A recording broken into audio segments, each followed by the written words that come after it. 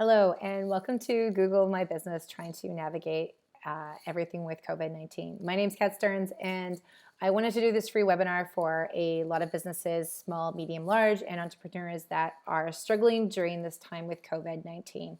So I had done originally a live recording webinar, but I decided to do another recording that just kind of shortened it down a little bit more so that I was able to share it on a lot of different networks. So this is a new recording that I'm going to walk you through a couple of the key things. So if you're trying to figure out what is Google My Business, how do I set that up, your business that you're adjusting your hours or you're temporarily closed, I'm going to walk you through some of those key things that you can do. And in addition, I'm also going to share some things that you can also be doing to update and make your account a lot stronger through SEO and through local search. So let's get started. So through the first part, I just want to walk through some of the basics here with Google My Business to give you a really great overview. So regardless of the type of business that you have, Google My Business is a really key tool to help you to communicate hours of information and updates, especially when it comes to COVID-19. So it's really a great tool too as well, because when people are looking for information, typically the internet is one of the first places that they go when they need travel information. So this is everything from finding a local business to getting directions to someplace or to trying to figure out the hours of operation.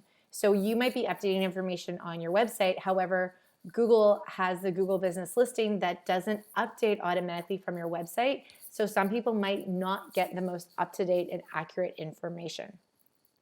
So a couple of quick stats about Google before we dive in. Number one is there are billions of searches that happen every single day. 30% of those are typically related to local search. So again, that's looking at hours of operation, directions, a number of different things. So you really want to make sure that your listing is up to date because it can help with local search results. And again, most people are going to take the information in your Google listing as up to date and accurate. So they're not going to go and check to your website. They're going to think that this is the most up-to-date information, and they might get frustrated if they show up at your place of business and realize that you are closed. The great thing about your business listing is that this appears on all different Google platforms. So Google Search, Google Maps. So it's a great way for people to quickly and easily get all of this great information. So you might be thinking, what is my Google business listing? So this is typically a search that you will probably have done on your company, and you can do this on your own business as well. On this left-hand side, you're going to see all of the organic updates here. And then on this right side here, this is your Google business listing. So this is what we're referring to and wanting to be able to update. So one of the questions I tend to get asked a lot is, how can I actually increase my ranking within the Google business? So how do I increase it on maps and through local search? So there's three key things that Google looks at. Number one is distance. So this is how close is your business compared to where the searcher is. So for example, I live in Mission, British Columbia, and say you happen to be a spa that's located in Abbotsford. Well, if I'm in Mission and I type in spas, Google is first off going to want to show me the spas that are located closest to me from where I'm located. And so if you're in Abbotsford, you're probably going to be a little bit lower down that list. Distance, you have very little control over as far as figuring out how you're going to show up. The other two, which is relevancy and prominence, are the two things that you do have control over. So relevancy looks at how well does your business match for search. So this is where we're wanting to put as much information in your profile that tells Google what your business is about. So say, for example, you happen to have a restaurant, you happen to be dog friendly, you happen to have parking, you're wheelchair accessible. You want to be able to communicate all this information to Google so that when someone's doing a search, all that information shows up. Think about it this way. If it's not listed in your profile, Google doesn't know you offer it. The next thing is prominence. So this is gauging how well known your business is online. So Google looks at a lot of other things. The number one thing being your website. So do you have a website? Is it mobile responsive? Is it up to date? Are you adding new content? So it looks at all of that information there. It also then looks at other signals online. So do you have a Yelp account? Do you have TripAdvisor? Do you have other social media accounts? Are you also being talked about by other businesses? So it looks at how big of a presence you have online. So it looks at these three things and it starts to take all of those into consider, which will help to determine how and where you show up on the map. So we'll dive into the accounts in the back end and I'll walk you through a little bit about how you're able to understand a little bit more. So there's three different ways that you can claim a business listing. And typically when I do these workshops, they're about a half day. So I'm not gonna have enough time in this webinar to walk through each and every single one of them, but I wanted you to be aware of how you would do this. Number one is creating a listing from scratch. So you would go to google.com/business, you log in through a Gmail account and you'd be able to add your listing there and you'd be able to claim it that way. The other thing you can do is that if you do a Google search on your business, you may see that Google has already created a listing for you. This sometimes happens if you have a huge presence online or a lot of people have been Googling you. Google may create a listing for you. On your listing, when you scroll down, you'll see a little thing that says, own this business or claim this listing. If you click on that, it'll walk you through how you're able to claim that listing and being able to then take ownership of it. Similarly, if you've already had a listing created, but say you've had a marketing team or there was a previous owner to your business, you also have the ability to be able to reclaim ownership. So again, you would actually go and Google, you would Google your company, you would see that it's already been claimed, you would click own this listing, and it'll have a button there that'll say request ownership of this account. So those are the key ways that you're able to do that. So here's a quick slide that just will show you the website you want to go to. So if you're wanting to create your own account from scratch, you're going to go to google.com/business. You're going to want to log in through your Gmail account or create a Gmail account or whatever email is associated with your Gmail account. And you're going to click on Manage Now and it'll walk you through the steps to be able to do that. Also, you want to make sure that you download the mobile version of your Google business listing. So regardless of the type of device you have, download this because as I go through this presentation today, I'm going to give you some instructions of where and how this is going to be extremely useful and helpful when it comes to being able to update and request things from Google as well. So next what we're going to do is we're actually going to go live onto Google and I'm going to walk you through some key information. So again, just a quick look, this is how your Google listing is going to show up. In my case, I happen to be a business owner that I work from home most of the time, so I don't want my physical address to be shown. So as you can see, my address doesn't get displayed here, but you can see it's got the province of British Columbia highlighted. That indicates that I work within the area. So I'll show you how you're able to do that. In addition, this is another listing that I work that's my husband's family's company, and you can see that they do have an address. So that's the difference of how you're able to do that, and I'll walk you through all those options. So I'm going to log into my account here. Typically when you log into your Google business listing, how you're able to do that is if I go to Google, you're going to see these 9 little dots here. You're going to want to make sure you're logged into the Google account that's associated with your listing. Click on it and you're going to see My Business. This is what you're going to click to be able to take you there. You may see it scroll down here through some of your other accounts, so you just might have to see it by moving down. But once you do log in, it's going to look like this. So the key and first place we're going to want to go is to your Info tab. So due to the fact of COVID-19, you may see that it's going to take a little bit longer for some of these updates to take effect, but we're going to walk you through the key things you want to do. Number one is you want to make sure you have your company name updated on here. Underneath this, these are where you're going to find your categories. So when I talked about making sure that Google knows what information is relevant and what categories you fall underneath, this is where you're going to find that. So you can click here and go add new category, and if you happen to be a spa, you can start to type that in and it'll give you some of the categories that Google has. You have to use categories that Google has. So if you don't happen to see the category here, then Google doesn't have it. You can't create your own categories. I do recommend checking in here about once a quarter to see if there's any new categories that you want to add to your business. Now, if you happen to be a business like myself where you do not want to have your physical address displayed, I'll show you the difference. So if I'm in this listing here, I can see that it's got this listing here being displayed. In my case, I do not have it. So all you need to do is you click on where your address would be and you delete everything in here. And that'll make it so that underneath it, you can choose your service area of where you are. And you're gonna type that in here. And that'll remove your listing from having your physical address displayed on maps while still showing the service area that you happen to work with. Now, if you do have a physical address, one little tip is that if you're a business where, say, you are in a large complex, you want to actually make sure that this pin goes directly to the front door.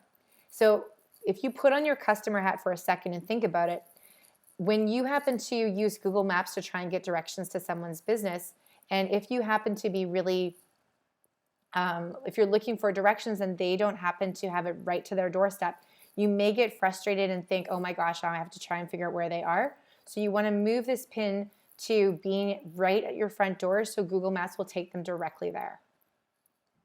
Okay, so the next thing we want to look at is your hours of operation. So this is a big thing, especially as it pertains to COVID-19. So here you're going to see your standard hours from Sunday to Saturday. So this is where you're going to want to make sure that you're updating this information in here and having it being your standard hours. So if you're someone that you've had to reduce your hours due to COVID-19, so you were typically open from 9 to 5, 9 to 4, you're gonna wanna come in here and you're gonna wanna adjust your hours to say whatever they are now. So maybe you're only open from 11 till 3, or you've got special hours from there. Or you're gonna be closed on additional dates. You're gonna wanna put that information in here. In addition to that, there is going to be your specialty hours. So if you happen to still be open, but maybe you're now going to be closed with the holidays coming up like Easter or additional holidays coming up, or you're going to be closed on a Friday because you need to take care of staff or you have to handle something else, this is where you want to add your specialty hours. So when things get back to normal, this is a really key area that you want to be updating. So regardless of whether you are closed or you're open, especially when it comes to holidays, you want to come in here and update this. If you don't, when it's a holiday, Google will put an update on your listing that says the holiday may affect these hours, and it'll be in yellow. If you are open, but say you're busy, so people try to call you to see if you're still open and you don't answer the phone, they're not going to know that. They're probably not going to come to your business. Versus if you come in here and you actually update your hours to say, yes, I'm open, these are my hours, then Google will update your listing to put it in green and say confirmed holiday hours, and people will then know that you are actually open. So that's a big thing to do. Now, if you happen to be temporarily closed due to COVID-19, Google is trying to do its best to get out temporarily closed listings. So if you're a restaurant, for an example, you may see your listing being updated to say, give you the option to put temporarily closed or takeout only, but you might not, because as you can imagine, this is a big thing to do. So the second thing you can do is you can be able to message Google. I suggest messaging them on the mobile app. For whatever reason, I find you get a quicker response from them when you message them on the mobile app versus through your desktop. You want to send them an email and say, hey Google, we are temporarily closed due to COVID-19. So can you please put a temporarily closed status on our listing? What Google will then do is they'll come in and they will remove all of your hours and put a temporarily closed listing status on your listing. When you need to activate it again, you're just going to come back in and put your hours in. If you come in and you remove your hours, Google will think that you are actually closed and will think that you're not temporarily closed. So you do not want to remove all of your hours, because you do run the risk of Google removing your listing permanently. So that's why you want to contact them. Typically, it is about a 3-day review, but as you can imagine with things, it may take a little bit longer. So I wanted just to show you quickly how you would contact Google when you are logged into your iPhone here to connect and message them. So I am currently right now logged into my Kat Stearns Consulting account here. Basically how you're going to message them is underneath this More button is where you're going to see here where you're going to see Help and Support. We're going to click on Help and Support, and it's going to pull up support. And it's going to ask you what you're looking for support with, and you're going to see a Contact Us email. Typically when it's not COVID, you're going to have a live chat and you're also going to have a phone number. I always suggest using the email. I just find it's a lot quicker. Then it's going to ask you to fill out this information and how you're going to want people to reply back to you. Again, I always select email because you always know that if your email or it takes a bit of time for them to get it to the right department, then it's going to allow them to be able to do that. So you're going to fill out this information, and then in your description here, this is where you're going to type in that due to COVID-19, you are temporarily closed. You're going to put that in here, and then you're going to click submit. So I'm going to walk you through a couple of other options that you have to be able to do this. Down below is where you're going to find your info section here. So this is where you're going to click on this little pencil, and underneath this section in here, you can actually come in. I suggest doing it at the very top, coming in here and saying that you are temporarily closed or adjusted hours. That way people will see this in your listing right away, and that they're going to know that this is the case. So if you're temporarily closed, you're takeout only, your side door delivery, put that right here at the top of your description, and that way it's going to be one of the first things that people are going to see in your description. This first 120 to 150 characters also shows up in your description without people having to click more. So they're going to see this a lot quicker than having to read it if it was further down. In addition to that, you want to update your about section with up to 750 characters, including keywords. So this is your opportunity to talk about what you do, how you help people, and add additional information in here. A couple other things that I want to be able to walk people through as well too of what you want to be able to do is in a couple of other areas too, you might actually see a post option. So again, depending on the type of category you have, you might see different options up here.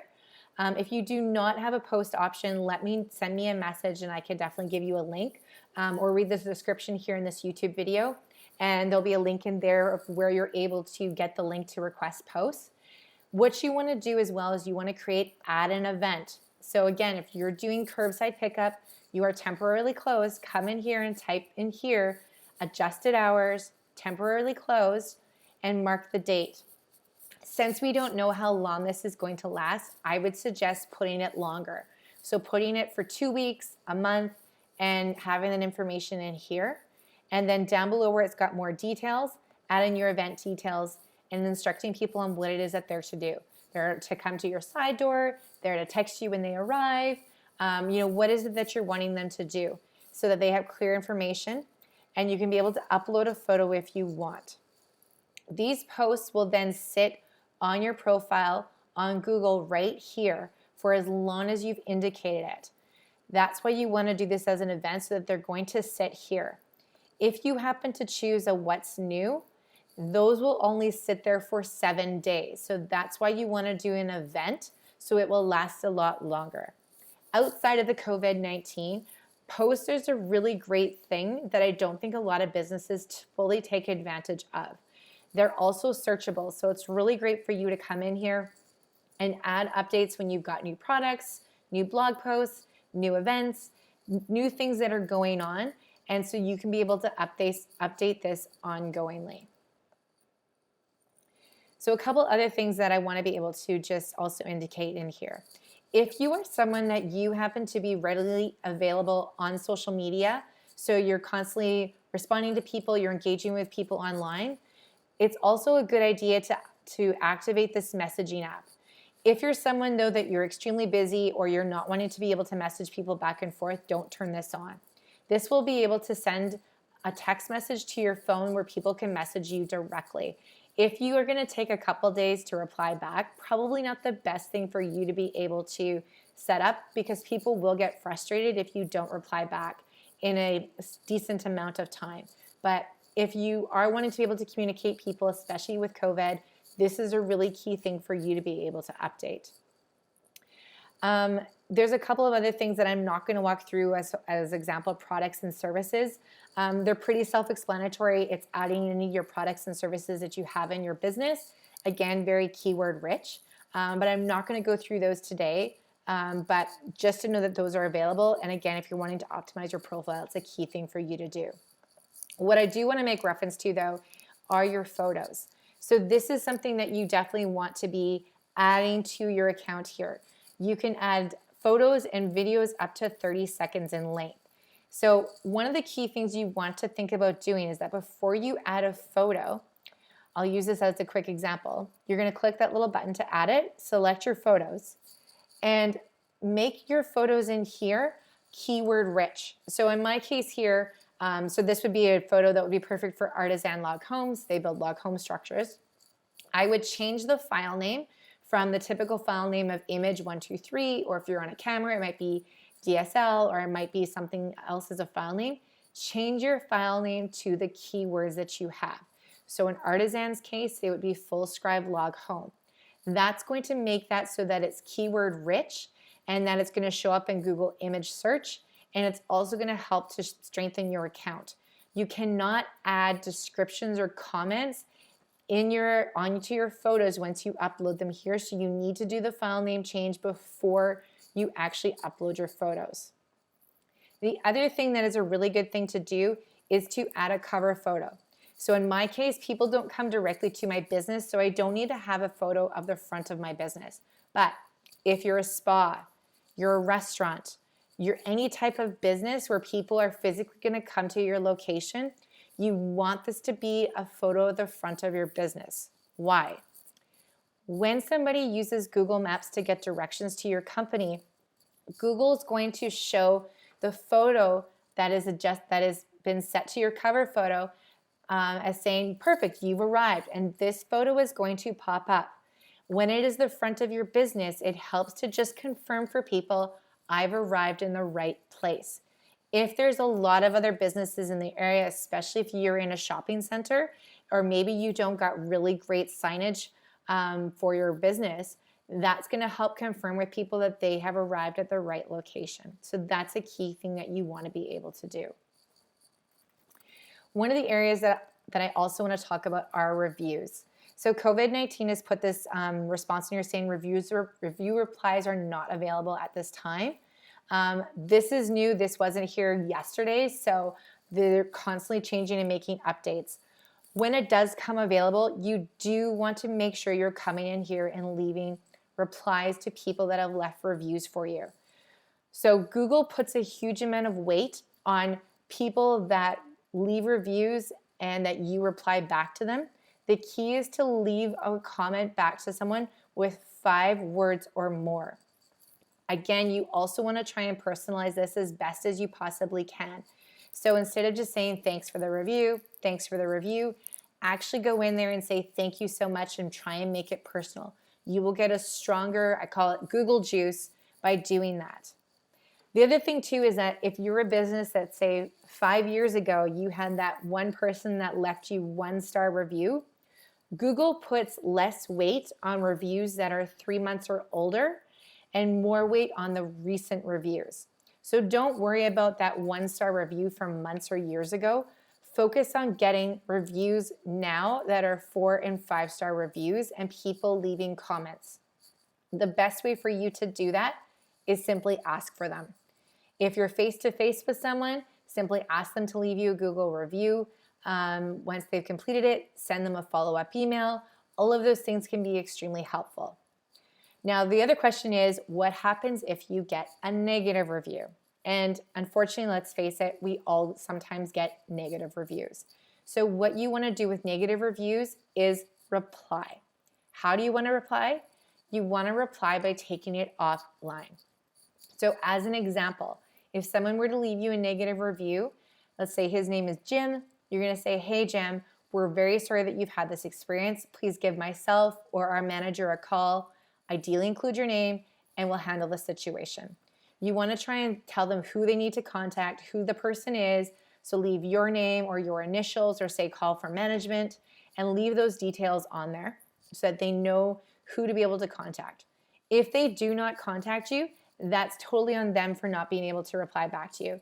But what you're doing is you're telling your community that, hey, I've done my part to try and reach out and to address this situation, and you're going to win a lot of brownie points with your community by saying when something does go wrong, you're doing your best to be able to handle that. So one other thing that might be helpful as well during this time is making sure you have the proper users available. So you can come to this section here where it says users, and you can add additional people that you want to have help be able to manage your accounts by updating statuses and making other requests. So you can actually be able to just click on here and click invite users and choose the role that you want them to have. If you give them an ownership role, they have complete control to be able to add, remove, delete your listing, add and remove users. So you only want to add people that are fully trustworthy. A better option would probably be manager or site manager, where they can still do majority of the things, but you're not giving them full ownership. You, as the owner of your company, you want to make sure you always have ownership of your listing. That is the most important thing. So this is my quick video on how you can use Google My Business to update and to communicate your business changes through COVID-19, and a few other tips of what you can be doing within your business. So just as a quick recap, 1, you want to make sure that you've got your business listing, so you've claimed it. Number 2 is you want to go in and you want to update your hours of operation if they're adjusted. You want to add those specialty hours. And if you're temporarily closed, you want to send a request to Google. Secondly is going into that info section, and at the very top, you want to put an update about if you're doing curbside, you're temporarily closed, so it's really quickly and easily. And then lastly is that you want to go in and you want to create a post or through an event, and you want to be able to communicate that as well. So hopefully this has been very helpful for you, and it's giving you some great direction on what you can be doing. I know this is very difficult times for everyone, so I hope that you find that this is a little bit easier to communicate with your visitors and your customers if you're still trying to stay open and keep busy. If you have any other questions or things that you'd like to see in future trainings, I'm planning to offer a few more other recordings to do my part to try and help you as business owners in the area. So my heart goes out to each and every one of you. I know we're all in this together, and I know that we'll make it through. So stay safe, and I wish you all the best of luck. Thank you.